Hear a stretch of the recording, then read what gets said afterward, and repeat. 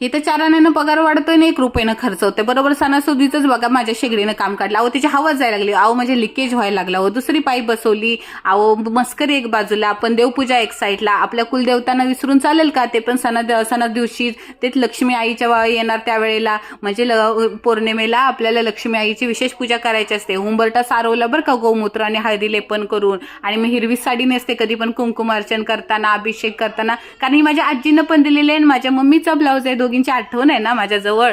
आणि माझा असं आहे ना स्वामींचा 20वा अध्याय चालू होता. हा फोटो मी अक्कलकोट वरून आणलेला आहे, म्हणजे आणि तिथे मला देण्यात आलेला होता म्हणून मी ह्याला जपून ठेवलेला आहे. हे आहे श्रीयंत्र आपल्या लक्ष्मी आईचा आणि भगवान विष्णूचा वास आहे ना, म्हणून पौर्णिमे आणि प्रत्येक शुक्रवारी किंवा मंगळवारी आपल्याला ह्याची पूजा करायची असते. कशासाठी? म्हणजे अहो लक्ष्मी प्राप्तीसाठी, म्हणजे आपला पैसा टिकून राहण्यासाठी, म्हणजे आणि त्यात माझी कुलदेवता ज्योतिबा आणि कुलदेवी ही लक्ष्मी आई आहे. त्यामुळे पौर्णिमेला माझी विशेष सेवा असते बरं का मंडळी.